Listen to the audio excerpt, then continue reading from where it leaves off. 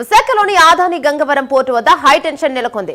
Gangavaram port ముట్టడికి కార్మికుల పిలుపు నేపథ్యంలో ఉద్రిక్తత నెలకొంది. నిర్వాసిత ఉద్యోగులకు వన్ టైం సెటిల్మెంట్ వ్యవహారంలో ఒప్పందం ఉల్లంఘించారని కార్మికుల సంఘాలకు ఆగ్రహం వ్యక్తం చేస్తుండగా పోర్టు యాజమాన్యం వైఖరి నిరసనగా ఆందోళన చేపట్టాలని జనరల్ బాడీ మీటింగ్ లో నిర్ణయం తీసుకున్నారు. నిర్వాసిత ఉద్యోగులకు వన్ టైం సెటిల్మెంట్ కింద 27 లక్షలు 60 రోజుల్లో చెల్లిస్తామని పోర్టు యాజమాన్యం ఒప్పందం చేసుకుంది. అలాగే పీఎఫ్ నిధులు ఎక్స్ప్రెస్ లెటర్లు విడుదల చేయాలని కార్మికులు డిమాండ్ చేస్తున్నారు.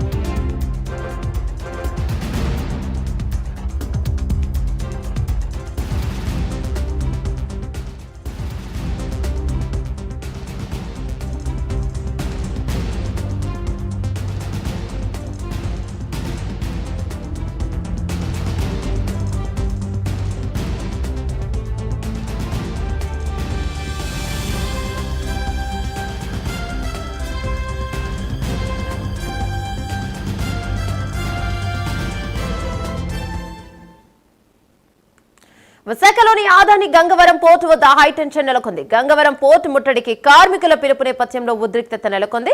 నిర్వాసిత ఉద్యోగులకు వన్ టైం సెటిల్మెంట్ వ్యవహారంలో ఒప్పందాన్ని ఉల్లంఘించారని కార్మికుల సంఘాలు ఆగ్రహాన్ని వ్యక్తం చేస్తుండగా పోర్టు యాజమాన్య వైఖరికి నిరసనగా ఆందోళన చేపట్టాలని బాడీ మీటింగ్ లో నిర్ణయం తీసుకున్నారు. రైట్, దీనిపై మరింత సమాచారం మా డిప్యూటీ ఇన్పుట్ ఎడిటర్ వాసు అందిస్తారు. రైట్ వాసు, చెప్పండి అసలు ఏంటి పరిస్థితి? యమున, ఇప్పటికే గంగవరం పోర్టు కాలుష్యంతో అనేక మంది ఇబ్బంది పడుతున్నారు. ఇక్కడ ఉన్నటువంటి వాళ్ళు ప్రాణాలు కోల్పోతున్నారు. ప్రైమ్ లైన్ వెలుగులోకి కూడా తేవడం జరిగింది. గత కొన్ని సంవత్సరాలుగా కూడా గంగవరం పోర్టుతో పొల్యూషన్తో అనేక మంది ఊపిరితిత్తుల వ్యాధులు అయితేనే, చిన్నపిల్లలు అయితేనే అనేక మంది ఇబ్బంది పడుతున్నారు. అదే కాకుండా ఇప్పుడు వాళ్ళకి రావాల్సినటువంటి వన్ టైం సెటిల్మెంట్ కానీ లేకపోతే పిఎఫ్ కానీ ఇంకా అంటే పుండి మీద కారం చల్లినట్టు ఈ సంవత్సరం కూడా సృష్టించడం పట్ల ఇవాళ గంగవరం పోర్టుకి ముట్టడికి పిలుపునిచ్చారు. కార్మిక సంఘాలు అయితేనే మొత్తం అంతా కూడా ఇక్కడ పోలీసులు కూడా భారీ బందోబస్తు ఏర్పాటు చేస్తున్నారు. మనతో పాటు కార్మిక సంఘాల నాయకులు కూడా చాలా మంది ఉన్నారు. సార్ చెప్పండి, ఇప్పటికే పొల్యూషన్తో చాలా ఇబ్బంది పడుతున్నారు, చాలా మంది కూడా ముచ్చివాత పడుతున్నారు, అనారోగ్యం పాలవుతున్నారు. మరి ఇప్పుడు ఈ పిఎఫ్ కానీ లేకపోతే వన్ టైం సెటిల్మెంట్ కానీ ఈ సమస్యలు ఏంటి? ముందుగా ప్రేమ్ టీవీ వరకు ధన్యవాదాలు. మా గంగవరం పోర్టు నిర్వాసితుల ఎంప్లాయీస్ సమస్యల పైన కవర్ చేసినందుకు. విషయం ఏంటంటే 2024 5వ నెల 16వ తేదీన పోలీసు డిపార్ట్మెంట్ సిపి గారు, డీసీపీ గారు, ఏసీపీ గారి సమక్షంలో, అలాగే గంగవరం పోర్టు మేనేజ్మెంటు సిఇఓ గారు, అలాగే హెచ్ఆర్ డిపార్ట్మెంట్ నుండి తర్వాత కొంతమంది పెద్దలు వచ్చి మా నిర్వాసితుల కమిటీ నాయకులతో అగ్రిమెంట్ చేసుకోవడం జరిగినది. ఆ అగ్రిమెంట్లో భాగంగా 27 లక్షల రూపాయలు వన్ టైం సెటిల్మెంట్గా బేస్ లేకుండా ఎటువంటి రూపాయి కట్టింగ్ లేకుండా మీ అకౌంట్లో నేరుగా వేస్తామని చెప్పేసి చెప్పడం జరిగింది.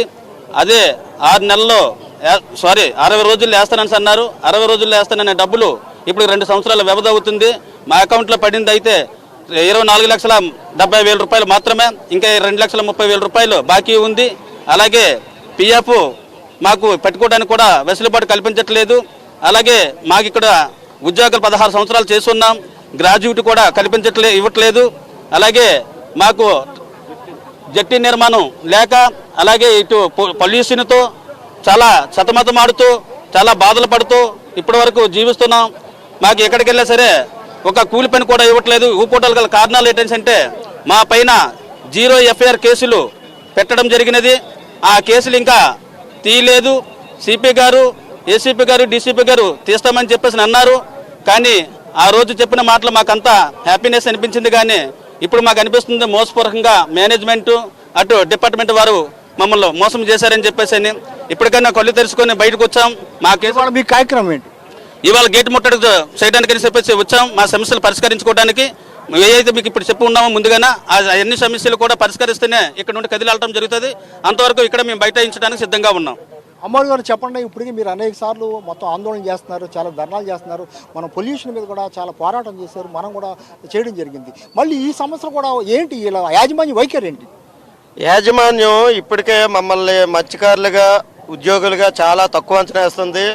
మేము ఏంటనేది 33 రోజులు అదాని మేనేజ్మెంట్ కల్లారు చూసింది, వందలాది కోట్ల నష్టం రప్పించుకొని మోసపూరితంగా మమ్మల్ని బయటని పెట్టేసి జీవనోపాధి లేక 27 లక్షల రూపాయలు ఒప్పందం చేసి 24,70,000 రూపాయలు 80,000 రూపాయలు మా అకౌంట్లో వేసి 2 లక్షల రూపాయలు ఇన్కమ్ ట్యాక్స్ అనే మోసపూరితమైన ఆలోచనతోటి మా డబ్బులు కట్టేశామని మా అకౌంట్లో క్రెడిట్ అయితేనే కదా మాకు 27 లక్షల ఒప్పందం అయినట్లు.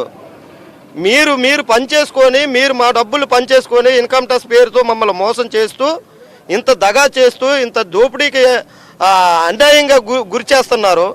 మేమేటనేది కూడా ఈ రోజు నుండి మీకు కౌంటర్ స్టార్ట్ అవుతుంది. రకరకాల ఉద్యమాలు స్టార్ట్ అవుతాయి.